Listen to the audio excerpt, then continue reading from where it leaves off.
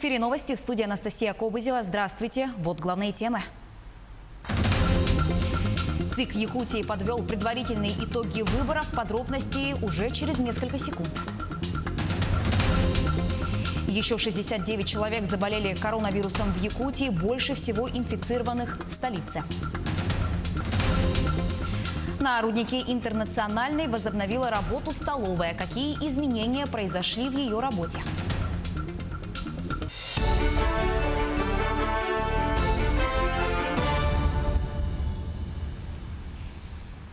Голосование за кандидатов в муниципальных выборах Якутии прошло без серьезных жалоб и нарушений. Об этом сообщили в Центральной избирательной комиссии республики. Избирательные участки завершили работу в 20:00 по якутскому времени. Всего в республике прошло 228 избирательных кампаний. Досрочно свой голос отдали 12 тысяч избирателей. По предварительным итогам на выборах главы Хангаласского района победил Олег Иринеев. За него проголосовали чуть больше 5700 человек. Это почти 56% от общего количества голосов. За еще одного кандидата, Наталью Борисову, проголосовали более 2600 хангаласцев. Третьим по количеству голосов идет Александр Ариносов. Олег Иринеев в свое время занимал пост руководителя департамента сельского хозяйства в районной администрации. Затем стал главой второго мальжагарского наслега. С этого года он работал заместителем главы района по вопросам сельского хозяйства. Голосовала за Олега Валерьевича и верю ему, что он оправдает наше доверие. Я его знаю, хороший парень. Очень способный. Я пожелала в новом главе, чтобы все процветало, дальше все вперед шли. Побольше детсады были, детские. Дороги у нас очень отвратительные. Именно где, в каком участке, например, вам не нравится качество дорог? Ну, в Покровске практически везде дороги в ужасном состоянии. На выборах главы Сунтарского района победу одержал Григорьев Анатолий. За него проголосовали почти 87% избирателей. Кроме того, в наслегах Аллага, Хоро, Крестях, Кокуно, Элимнир, Тюбайжар, Ханмар, Кölь, Величан, Кюкей избраны главы муниципальных образований. В день выборов никаких жалоб от избирателей не поступало. Все прошло, скажем так, законно, и выборы состоялись. Действующий глава Амгинского района Николай Архипов переизбран на выборах. За него проголосовали более 4800 избирателей. Это почти 57%. Явка составила 53%. Первые предварительные результаты появились по итогам выборов в Якутскую городскую думу по Центральному одномандатному избирательному округу. Так, согласно информации ЦИК Якутии, победу одержала кандидат от «Единой России», главный врач Якутского республиканского онкологического диспансера Лена Афанасьева. По предварительным данным, она заручилась поддержкой 1172 избирателей. Кандидат от партии «Справедливая Россия» Владимир Федоров показал второй результат, набрав 1053 голоса избирателей. Глава Якутии Айсен Николаев поздравил избранных глав районов и поселений, депутатов городских, районных и наследных советов с победой. Руководитель региона пожелал им плодотворной работы.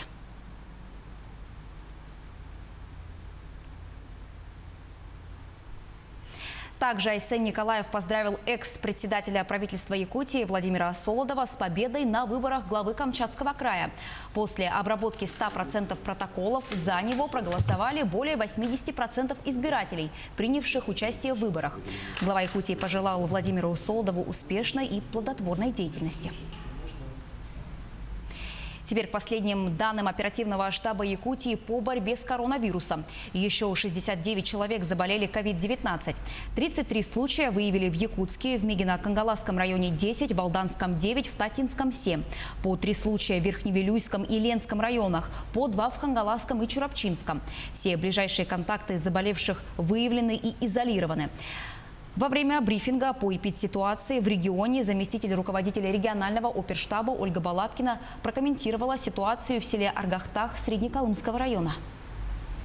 На настоящий момент никакой ковидной угрозы в селе Арагатах нет, то есть совершенно спокойно.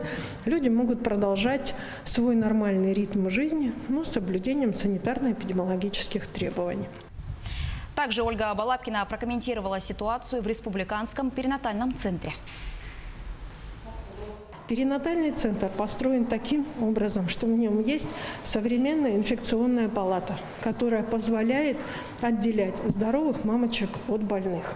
Сегодня у нас нет никаких осложнений, связанных с мамочками, которые, являются беременными и, соответственно, с их ребятишками. Поэтому всех, кто родились в последнее время, конечно же, с рождением детей, и им только здоровье. Ну а если ковид немного, отсрачивает, что мамочка приедет домой чуть-чуть попозже, сегодня такая ситуация, и, в общем-то, это вирус, с которым нам нужно привыкать жить. Между тем, из-за роста числа заболевших COVID-19 школы и детские сады Верхневилюйского района перешли на дистанционное обучение до 24 сентября. Такое решение принял оперативный штаб района накануне. Большинство заболевших – работники системы образования. Об этом сообщили в управлении образования Верхневилюйского района. Пандемия внесла коррективы в работу многих предприятий. Сложная обстановка повлияла и на работу столовой рудника «Интернациональный». Еще 25 июня столовая приостановила работу. Все лето у шахтеров не было возможности подкрепиться перед сменой. На днях на руднике вновь запахло вкусной выпечкой и ароматным борщом. О том, какие изменения произошли в работе столовой, расскажет Анна Винокурова.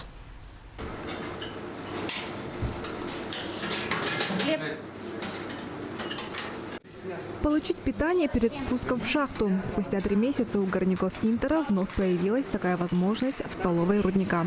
Из-за сложной эпидемиологической обстановки в июне она временно закрылась.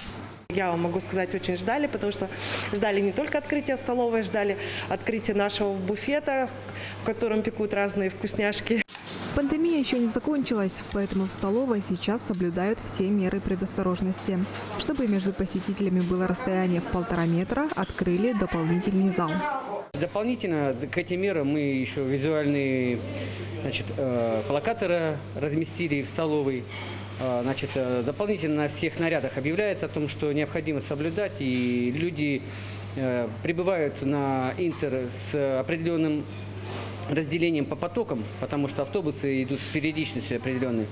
За это время им хватает времени, чтобы одна часть людей смогла пройти медпункт, медосмотр и принять прием пищи, и потом нарядно прийти. Во время остановки работы столовой шахтерам дополнительно выплачивали 270 рублей, чтобы компенсировать расходы по питанию. Впрочем, о том, чтобы работники Интера питались вкусно, заботится не только руководство рудника, но и повара, а также сотрудники предприятия «Алросаторг», которые обслуживают все столовые на предприятиях алмазной компании. Причем стараются учесть пожелания посетителей. Еще до пандемии COVID-19 с подачи «Алросаторг» возле столовой появилась вот такая вот доска. Здесь шахтеры могут написать, что им понравилось, что они хотели бы видеть в меню, либо что не понравилось. Все для улучшения качества питания шахтеров.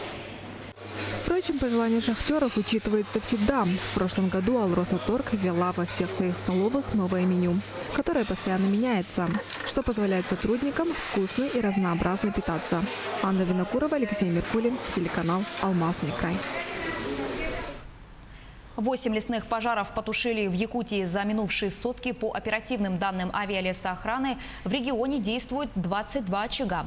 За сутки возникли 2 пожара, 8 ликвидировали. На тушение за сутки привлекались 429 человек и 149 единиц техники. Существует вероятность задымления в 5 населенных пунктах на территории Усть-Алданского, Татинского и Чуравчинского районов. Сквер ямщиков открыли в Якутске. Он находится на перекрестке улиц Чернышевского и Красноярова.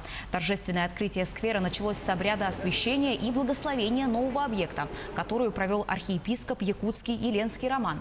В 2018 году республика по инициативе общественной организации региона «Потомки государевых ямщиков» отметила 275-летие со дня становления Иркутско-Якутского тракта.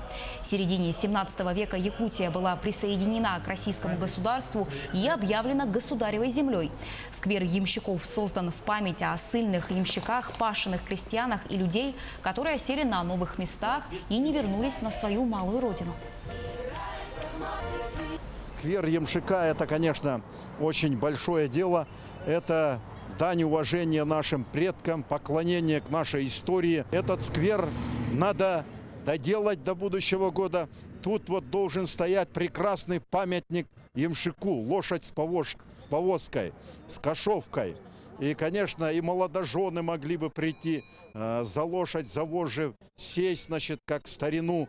Это для нашего молодого поколения, чтобы они не забывали свою историю, потому что город Якутск как никогда до 1954 года в зимнее время обслуживался гужевым транспортом. В России нет такого центра, который допоздна обслуживался этим транспортом. 11 сентября в северной столице стартовал автопробег в отпуск на автомобиле. Колонна отечественных машин выехала из Санкт-Петербурга и уже 2 октября, минуя всю страну, должна приехать в город Мирный. Как у автокоманды прошел первый день пути после старта, знает моя коллега Айсена Бурнашова. Я за рулем на Ларгусе первый раз. Машина новая, только что с конвейера. Прошла более 800 километров, никаких нареканий данной машине нет. Более 800 километров за 24 часа. За рулем «Лады Ларгуса» водитель с 26-летним стажем из Якутска Сергей Филиппов. На отечественном авто они уже минули города Тихвин и Череповец. Сегодня группа пересекла границу Ярославля, одного из старинных русских городов Золотого кольца. Дорога местами бывает неровности, вот шероховатости вот сейчас от Череповца и в сторону Ярославля вот сейчас. Водители автопробега также отмечают преимущество метана как топлива. Это не только его экологичность, но и экономичность. 1 километр дороги, пройденной на природном газе, они приравнивают к 1 рублю. Полного бака 50-литрового хватает на 300 километров. Вчера в Тихвине заправились, на газовую заправку заезжали, заправились полный бак. В бак вошло 18 кубометров. Нам хватило с Тихвина до Череповца. Всего же на автопробеге примут участие не менее 4 машин компании «Алроса», «Саханефтегазбыт» и «Тайрмен Групп». Они будут постепенно присоединяться к основной колонне, состоящей из «Лады Ларгуса» и «Лады Весты». Организаторы также обещают выпустить на маршрут и тягача «Скания», и автобус класса «Нефас». Все машины в качестве топлива используют природный газ. Проект автопробега машин на газомоторном оборудовании по маршруту Санкт-Петербург-Мирный является хорошим стимулом популяризации газомоторного топлива и в нашей республике.